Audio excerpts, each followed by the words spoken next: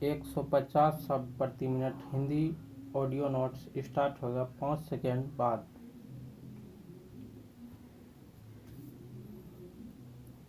Start. Delhi सल्तनत की स्थापना 1206 ईस्वी में की गई। इस्लाम की स्थापना के परिणाम स्वरूप अरब और मध्य एशिया में हुए धार्मिक और राजनीतिक परिवर्तनों ने जिस प्रसारवादी गतिविधियों को प्रोत्साहित किया, दिल्ली सल्तनत की स्थापना उसी का परिणाम थी। बाद के काल में मंगोलों के आक्रमण से इस्लामी जगत भयभीत था। उसके आतंक के कारण इस्लाम के जन्म स्थान से इस्लामी राजसत्ता के पांव उखड़ गए थे। इस स्थिति में दिल्ली सल्तनत इस्लाम को मानने वालों, संतों, विद्वानों, साहित्यकारों और शासकों की शरण स्थली बन गई थी। दिल्ली सल्तनत की स्थापना भारतीय इतिहास में एक युगांतकारी घटना है। शासन को यह नवीन स्वरूप भारत की पूर्ववर्ती राजव्यवस्थाओं से भिन्न था। इस काल के शासक एक ऐसे धर्म के अनुयायी थे जो जनसाधारण से भिन्न था। शासकों द्वारा सत्ता के अभूतपूर्व केंद्रीकरण और कृषक वर्ग के शोषण का भारतीय इतिहास में कोई और उदाहरण नहीं मिलता है।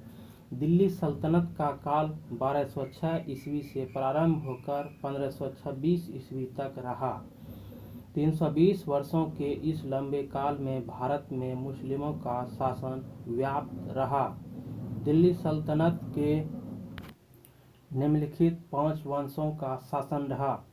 मामुलुक अथवा गुलाम वंश 1206 ईस्वी से 1290 ईस्वी। खिलजी वंश 1290 से 1320 ईस्वी। तुगलक वंश 1320 से 1414 ईस्वी। सैयद वंश 1414 से 1451 ईस्वी। लोधी वंश 1451 से 1526 ईस्वी। मामुलुक अथवा गुलाम वंश 1206 ईस्वी से 1290 ईस्वी।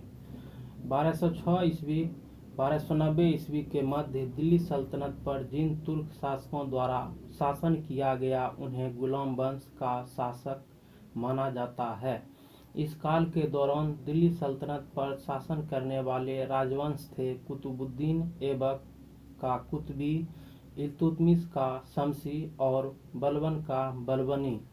इन शासकों को गुलाम वंश का शासक कहना इसलिए उचित नहीं है क्योंकि इन तीनों तुर्क शासकों का जन्म स्वतंत्र माता पिता से हुआ था। इसलिए इन्हें प्रारंभिक तुर्क शासक व ममलूक शासक कहना अधिक उपयुक्त होगा। इतिहासकार अजीज अहमद ने इन शासकों को दिल्ली के आरंभिक तुर्क शासकों का नाम दिया है। मामुलुक शब्द का अर्थ होता है स्वतंत्र माता पिता से उत्पन्न दास। मामलुक नाम इतिहासकार हबीबुल्लाह ने दिया है। ऐबक, इल्तुतमिश एवं बलबन में इल्तुतमिश एवं बलबन इलबारी तुर्क थे। कुतुबुद्दीन ऐबक 1206 से 1220 ईस्वी। कुतुबुद्दीन ऐबक तुर्क जनजाति का था। ऐबक एक तुर्क शब्द है जिसका अर्थ होता है चंद्रमा का देवता। कुतुबुद्दीन का जन्म तुर्किस्तान में हुआ था। बचपन में ही वह अपने परिवार से बिछुड़ गया और उसे एक व्यापारी द्वारा निशापुर के बाजार में ले जाया गया, जहां काजी फखरुद्दीन अजीज कूफी, जो इमाम अबू हनीफ के वंशज थे, ने खरीद लिया। काजी ने अपने पुत्र की भांति ऐबक की परवरिश की तथा उसके लिए धनुर्विद्या और घुड़सवारी की सुविधाएं उपलब्ध की। कुतुबुद्दीन ऐबक बाल्यकाल से ही प्रतिभा का धनी था। उसने शीघ्र ही सभी कलाओं में कुशलता प्राप्त कर ली। उसने अन्यत्र सुरीले स्वर में कुरान पढ़ना सीख लिया, इसलिए वह कुरान खान, कुरान का पाठ करने वाला के नाम से प्रसिद्ध हो गया। कुछ समय बाद काजी की मृत्यु हो गई। उसके पुत्रों ने उसे एक व्यापारी के हाथों बेच दिया, जो उसे गजनी ले गया, जहां उसे मोहम्मद गोरी ने खरीद लिया और यहीं से उसकी जीवनचर्या का एक नया अध्याय आरंभ हुआ, जिसने अंत में उसे दिल्ली के सिंहासन पर बैठाया। अपनी ईमानदारी, बुद्धिमानी और स्वामी भक्ति के बल पर कुतुबुद्दीन ने मोहम्मद गौरी का विश्वास प्राप्त कर लिया। गौरी उसके समस्त प्रशंसनीय गुणों से प्रभावित होकर अमीर ए आखूड़ नियुक्त किया, जो उस समय एक महत्वपूर्ण पद था। इस पद पर रहते हुए ऐबक ने गोर, बामियान और गजनी के युद्धों में सुल्तान की सेवा की। 1192 ईस्वी में ऐबक ने तराइन के द्वितीय युद्ध में कुशलतापूर्वक भाग लिया। तराइन के द्वितीय युद्ध के बाद मोहम्मद गौरी ने ऐबक को भारतीय प्रदेशों का सूबेदार नियुक्त कर दिया। गौरी के वापस जाने के बाद ऐबक ने अजमेर, मेरठ आदि स्थानों के विद्रोहों को दबाया। 1194 ईस्वी में मोहम्मद गौरी और कन्नौज के शासक जयचंद्र के बीच हुए युद्ध में ऐबक ने अपनी स्वामी की ओर से महत्वपूर्ण भूमिका निभाई। 1197 ईस्वी में ऐबक ने गुजरात की राजधानी अनहिलवार को लूटा तथा वहां के शासक भीमदेव को दंडित किया। 1202 ईस्वी में उसने बुंदेलखंड के राजा परमर्दी देव को परास्त किया तथा कालिंजर, महोबा और खजुराहो पर अधिकार कर लिया। 1205 ईस्वी में उसने खोखर के विरुद्ध मोहम्मद गौरी का हाथ बटाया। इस प्रकार ऐबक ने मोहम्मद गौरी के सैनिक योजना को एक मूर्त रूप दिया, इसलिए भारतीय तुर्क अधिकारियों ने उसे अपना प्रधान स्वीकार किया। मोहम्मद गौरी की मृत्यु के बाद उसका कोई अपना पुत्र नहीं था, इसलिए लाहौर की जनता ने मोहम्मद गौरी के प्रतिनिधि कुतुबुद्दीन ऐबक को लाहौर पर शासन करने का निमंत्रण दिया। ऐबक ने लाहौर पहुंचकर जून 1206 ईस्वी में अपना राज्याभिषेक करवाया। सिंहासनारूढ़ होने के समय ऐबक ने अपने को मलिक एवं सिपह सालार की पदवी से संतुष्ट रखा। उसने अपने नाम से न तो कोई सिक्का जारी करवाया और न कभी खुतबे पढ़वाया। कुछ समय बाद मोहम्मद गौरी के उत्तराधिकारी गयासुद्दीन ने ऐबक को सुल्तान स्वीकार कर लिया। ऐबक को 1208 ईस्वी में दास्ता से मुक्ति मिली।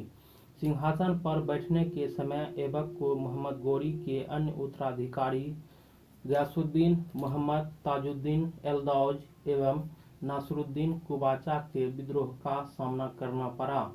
इन विद्रोहियों को शांत करने के लिए ऐबक ने वैवाहिक संबंधों को आधार बनाया। उसने ताजुद्दीन एल्दौज, जो गजनी का शासक था, की पुत्री से अपना विवाह, नासरुद्दीन कुबाचा, जो मुल्तान एवं सिंध का शासक था, से अपनी बहन का विवाह तथा इल्तुतमिश से अपनी पुत्री का विवाह किया। इन वैवाहिक संबंधों के कारण एल्दौज तथा कुबाचा की ओर से विद्रोह का खतरा कम हो गया। कालांतर में गौरी के उत्तराधिकारी गयासुद्दीन ने ऐबक को सुल्तान के रूप में स्वीकार करते हुए 1208 ईस्वी में सिंहासन, छत्र, राजकीय पताका एवं नक्कारा भेंट किया। इस तरह ऐबक एक स्वतंत्र शासक के रूप में तुर्की राज्य का संस्थापक बना। कुतुबुद्दीन ऐबक के शासन काल को 3 भागों में बांटा जा सकता है। 1192 से 1206 ईस्वी की अवधि को सैनिक गतिविधियों की अवधि कहा जा सकता है। इस समय ऐबक ने उत्तरी भारत में गौरी द्वारा विजित प्रदेशों पर शासन किया। 1206 से 1208 ईस्वी तक की अवधि, जिसे उसके राजनयिक कार्यों की अवधि माना जा सकता है, में ऐबक ने गौरी के भारतीय सल्तनत में मलिक एवं सिपह सालार की हैसियत से कार्य किया। 1208 से 1210 ईस्वी की अवधि में उसका अधिकांश समय दिल्ली सल्तनत की रूपरेखा बनाने में बीता। ऐबक ने गौरी की मृत्यु के बाद स्वतंत्र हुए बदायूं को पुनः जीता और इल्तुतमिश को वहां का प्रशासक नियुक्त किया। ऐबक अपनी असामयिक मृत्यु के कारण कालिंजर और ग्वालियर को पुनः अपने अधिकार में नहीं ला सका। इस समय उसने स्वतंत्र भारतीय प्रदेश पर स्वतंत्र शासक के रूप में शासन किया। ऐबक की भारत में राजनीतिक उपलब्धि के विषय में सिर्फ इतना कहा जा सकता है कि उसने नए प्रदेश जीतने की अपेक्षा जीते हुए प्रदेश की सुरक्षा की ओर विशेष ध्यान दिया।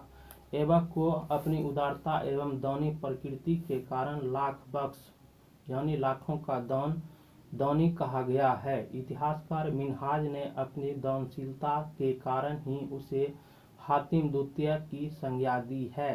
फरिश्ता के अनुसार उस समय केवल किसी दानशील व्यक्ति को ही ऐबक की उपाधि दी जाती थी। बचपन में ही ऐबक ने कुरान के अध्यायों को कंठस्थ कर लिया था और अत्यंत सुरीले स्वर में इसका उच्चारण करता था। इस कारण ऐबक को कुरान खान कहा जाता था। साहित्य एवं स्थापत्य कला में भी ऐबक की दिलचस्पी थी। उसके दरबार में विद्वान हसन निजामी एवं फक्र-ए-मुदब्बिर को संरक्षण प्राप्त था। हसन निजामी ने ताज उल मासीर की रचना की। फक्र-ए-ऐबक ने दिल्ली में कुव्वत उल इस्लाम विष्णु मंदिर के स्थान पर तथा अजमेर में 2.5 दिन का झोपड़ा संस्कृत विद्यालय के स्थान पर नामक मस्जिदों का निर्माण करवाया। कुतुब मीनार, जिसे शेख ख्वाजा कुतुबुद्दीन बख्तियार काकी की स्मृति में बनाया गया है, के निर्माण कार्य को प्रारंभ करवाने का श्रेय कुतुबुद्दीन ऐबक को जाता है। एक मान्यता के अनुसार कहा जाता है कि ऐबक के शासनकाल में बकरी और शेर एक ही घाट पर पानी पीते थे। अपने शासन के 4 वर्ष बाद 1210 ईस्वी में लाहौर में चौगान खेलते समय घोड़े से गिरने के कारण ऐबक की मृत्यु हो गई। कुतुबुद्दीन ऐबक का मकबरा लाहौर में है।